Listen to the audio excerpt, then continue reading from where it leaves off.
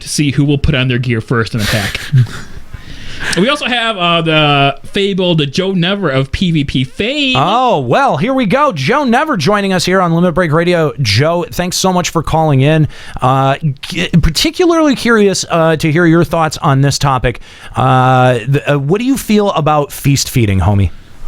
I think it's like the scum of the earth, like What? literally the scum of the earth. I think, just personally, like, it's making a joke out of it, and I've been, since day one, like, I've been sending in reports, and I've been sending in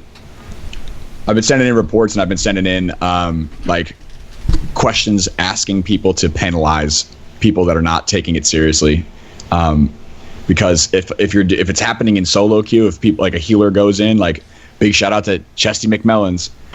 If you're going in on a solo queue and your healer doesn't want to play to get a faster time, and you don't have a team of 4, right? Then that's something that can completely wreck 3 other people's experience. But if you're going in and you're just doing it for lore, you're just doing it for ESO, like, it takes all the wind out of it. Like, you might have more people queuing, but you're just going to go in and give a win to somebody that may not get it. It's going to be an inflated stat for another group of people. So, like, let's say you do get to bronze, you do get to silver, and then you're actually fighting silver people who are trying to fight. You're going to get wrecked. You're not going to have the experience that you need to actually face off at that level. So that sucks. And people are doing it in ranked matches. I feel like if you're playing a ranked match, you shouldn't just sit there. Like, yeah, It's I just don't understand it. I saw it on Twitch. I forget who I was watching, but I saw it. Somebody, like, just going in and farming people that were feeding, and it's like, what the fuck, dude? Like, I don't want to watch it. I don't want to see it happen, and I don't want somebody to get wins like that. Like, it sucks, man. Now It sucks, and this is really kind of the problem with attaching ESOs as a reward, or really any kind of tome reward outside of, like, wolf marks to PvP, is that now you have a population that are going in there solely just to camp out their tomes. Right. And we had the same problem with Seal Rock. When it first came out and everyone was, just grinding it to cap tomes, we would have people like Hollow that would just stealth and do nothing. Yeah, exactly. But but when you in a system like that, if you have 1 or 2 people who are doing that, it doesn't really make that much of an impact. It might impact the way that who wins or whatever, but it doesn't impact the actual play experience of the rest of the team, because there's 24 or 23 other people to carry your weight. Exactly. In the feast, whether it be 4-on-4 or 8v8, you have 1 or 2 shitters in there. There's a lot more personal responsibility in those modes. Now, absolutely. Yes. I have a question, Joe. Do you feel the same way when you have a pre-made team of 4 people going in to lose? I feel worse. Like, I feel worse about it, because the way that I've been raised and the way that I play this game is, if you want something, go out and go get it. Like, that's it. If you want something, go out and go get it. PvP is made for PvPers. Like, it's not specifically directed towards people who are farming lore. So for the people that are farming lore and ESO, whatever it is, like, for them to exploit the system that was made for hardcore competition, I feel like it's just really disrespectful. You know what I mean? Like, if you want to go get it, go spend the time and set your dailies up and go grind it like everybody else. You know what I mean? Like, I don't feel like there should be a system in place. This is actually one of the things that we've been talking to Square Enix about, saying, like, hey, like, you shouldn't get anything for a loss. And it's very harsh to say that, but for people to go in and still get benefits in terms of the wolf pup and also I agree the tomes, it doesn't make sense. Like, to be able to get that large of an amount of tomes for a loss, it doesn't make sense when you're going in there, and the whole point of playing PvP is to win at this point. You know what I mean? Like, it's really frustrating. I find it frustrating because it's not what it's meant to be. Those farming tomes are always going to find the path of least resistance, what's going to be the biggest and fastest output. The sad, unfortunate state is that it happens right now to be PvP, and it happens to be these very quick feast matches where people are just going in there and throwing the match. The question is, okay, so this is what's happening. Obviously there are people who don't like it, but it's still continuing to happen. I don't think you're going to be able to sit down and make an ethical argument like you shouldn't do that. It is contingent now on Square Enix to respond. So what do they do now? I mean, Joe, you had put out a good suggestion there, not getting anything for a loss. That I think is right there a great way to kind of plug that hole. But looking at it, I mean, because this is really just kind of an extension of PvP win trading. For people wanted the rewards from grinding PvP ranks, and so they would go in and they would throw matches of Wolves Den, and that was a practice that was sort of, we never got a definitive, you can do this or you can't do this from Square Enix. There was just some people who did it, and it only affected PvPers, and it didn't affect the 85% of the game that wasn't plugged into PvP at that very, larval stage of PvP. So, but now we have a lot of people who are plugged into it. Square Enix has been funneling people into it through, tome rewards and through just making badass PvP events. And so now we've got this, we've got this what I would consider this seems pretty close to an exploit, that people are able to grind tomes that fast, and that there is no penalty for losing or for throwing a match like that. And so I'm kind of curious, what kind of other suggestions might you guys have to fix this? Does something like this end up spoiling it for the rest of us, and Square Enix just ends up taking out tome rewards from PvP altogether? How much ESO do you get right now for doing it? 20. Okay, make it 10 for a loss, 50 for a win. I think 40 for a win. I think just having a flat number isn't the way to go. I think if you're going to do this, you need to incentivize participation. You get seals based on, or lore based on what you do. If you're a tank, the more damage you take throughout the match, the more lore you get. If you're a deep, the more damage you deal, and if you're a healer, the more health you heal over the match, the more that would reward healers whose tanks have shitty gear. That's not the way to go. Yeah, I don't know that that's necessary. It would be proportional. It would be really difficult to implement that. It would be, but it incentivizes participation versus just showing up in the match. It could just be based on action and stuff rather than like how much HP per capita or whatever. However you want to do it. The point is you want to incentivize that the people actually play and participate versus incentivizing people to just queue up. Because right now that's all it is. All you have to do is queue up to get your 20 ESO. Or lore, what's got to be incentivized is the W. That's what's got to be incentivized. It's got to be, the reason why I'm playing this is to have fun and effectively win, because that's what the point is. Like, what is the point if I'm going to go in and give a win? You know what I mean? Like, it's great. Thanks, guys. In terms of karma, you're doing good work. You know what I mean? Very altruistic. Hey, let's not the point. Well, let's not split hairs here. There are a lot of professional athletes who made a lot of money and made very good careers at professionally losing. So I mean, but not I don't want to see that in this game, man. I don't want to see that, dude. Yeah, on purpose. There's all. I mean, look at the innumerable sports scandals that have happened over the years between boxing, baseball, all that kind of. There, people throw games all the fucking time, and it is. I mean, it's considered cheating, and it's considered scummy and unethical in professional sports. Yeah, well, and people I think have been banned from their leagues for doing that. Yes, and I think that it is also a fairly scummy practice within FF14 as well. Joe, I mean, I agree with you. I don't think I have as much of a dog in the fight for PvP as you do. But I get annoyed when I see that, or when I hear about it, and I understand people's frustration with it for sure.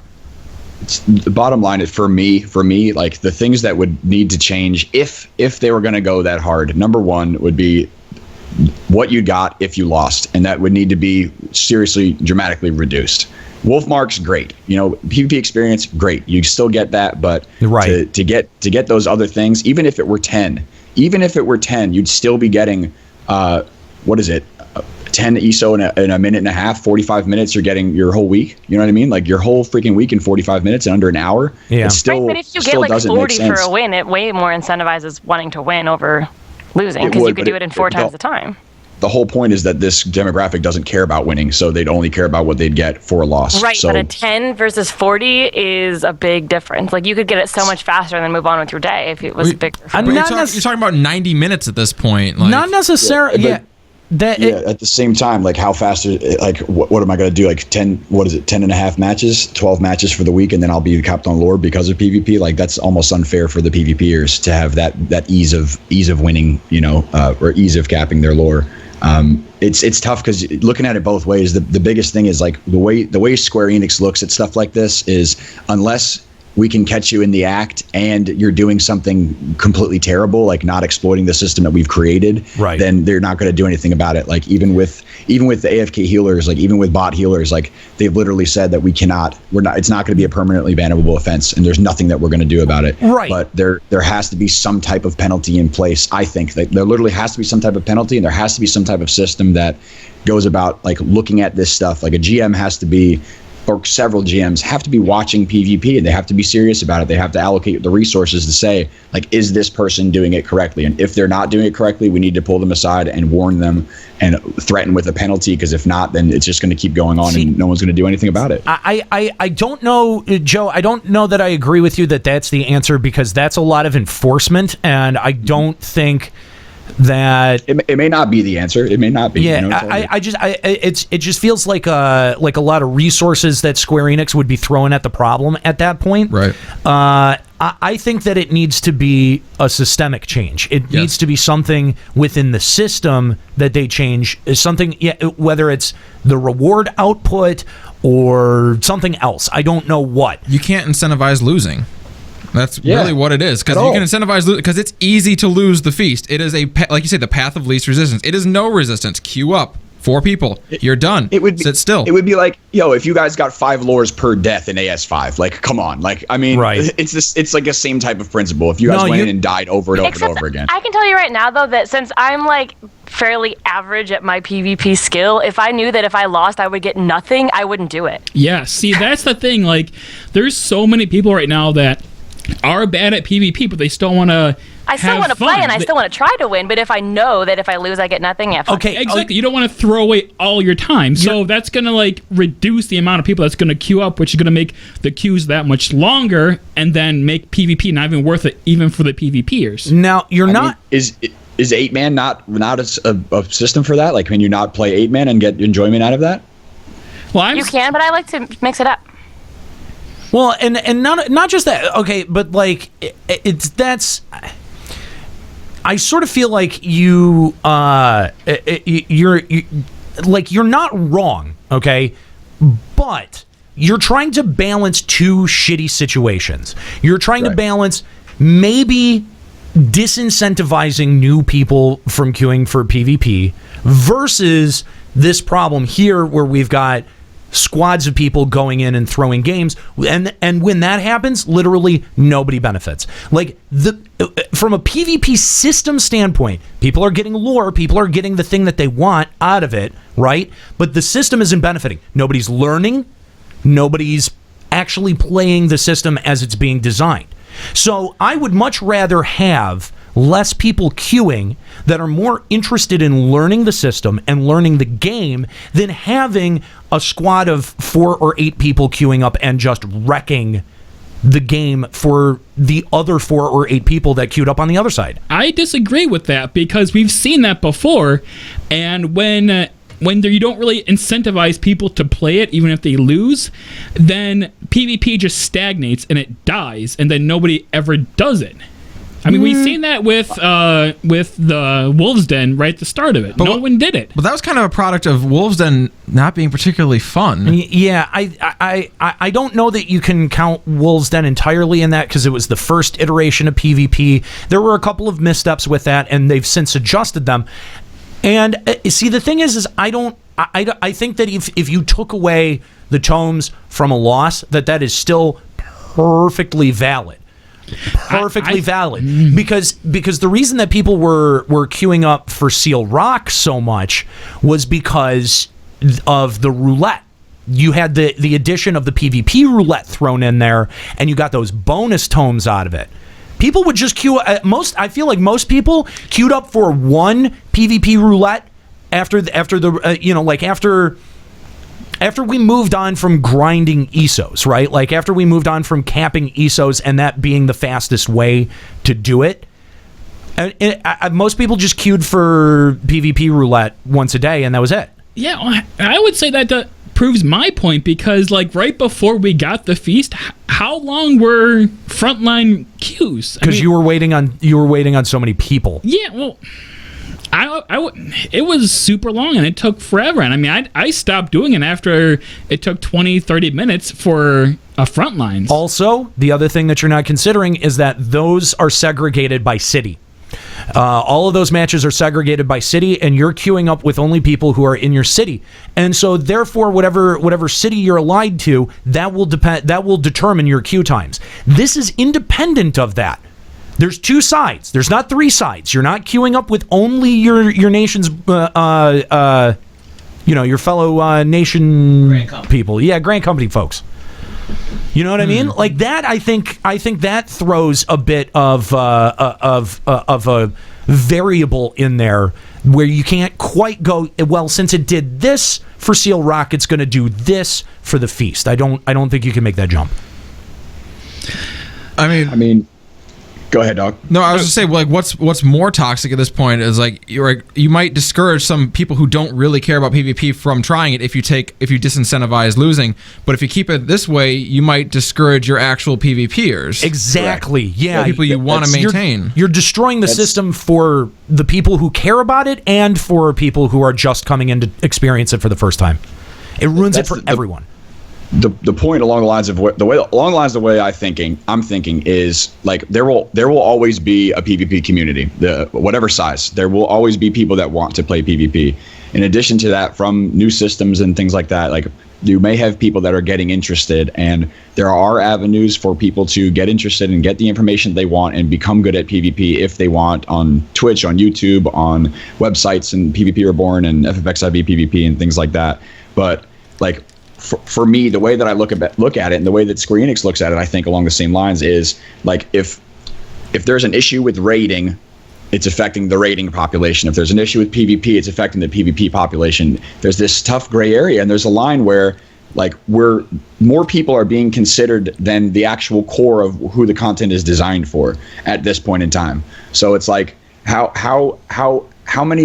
much concern should Square Enix be putting into getting those new people and getting them involved in PvP exactly when the core is suffering? Like the core suffers from group allocation. The core suffers from how they're going to get, like, especially during ranked matches, in solo and in 4v4, how those groups are getting, how many groups are queuing.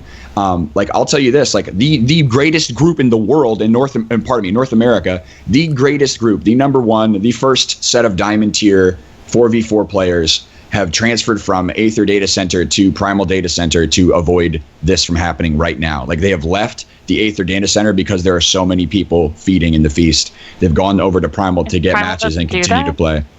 There are not as many people doing it on Primal. So, like,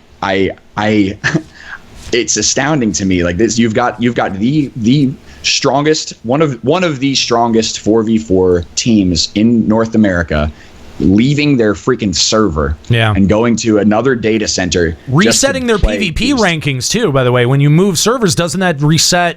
Only when you change your Grand Company. Oh, okay. Okay, now hold on. So are you saying that these diamond ranked players are getting queued up against people who presumably are not ranked or even bronze?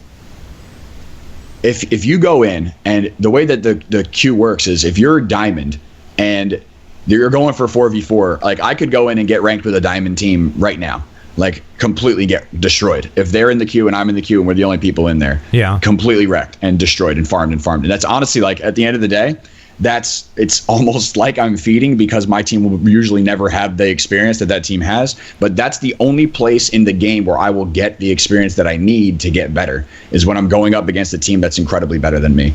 You know, so for somebody like me, where I want to get better, I don't care whether I get a tome or a freaking point or a wolf pup. Like, I'm going in for the PvP experience, and I'm going in to increase my skill as a player. How am I going to adapt to a team that knows everything that I'm going to do? And how can we try to pull out a W that way? Like, that's what I get excited about when I go play PvP. Like, I don't get excited about the extra stuff. That's just great. Okay, cool. Icing on the cake. But when I go in for PvP, I go in for a battle. I go to find out how I can be a better player, how I can be more effective to my teammates, and progress and learn. That's the reason why I play. You know, like that may not be the same reason why, everybody else is exploiting right now.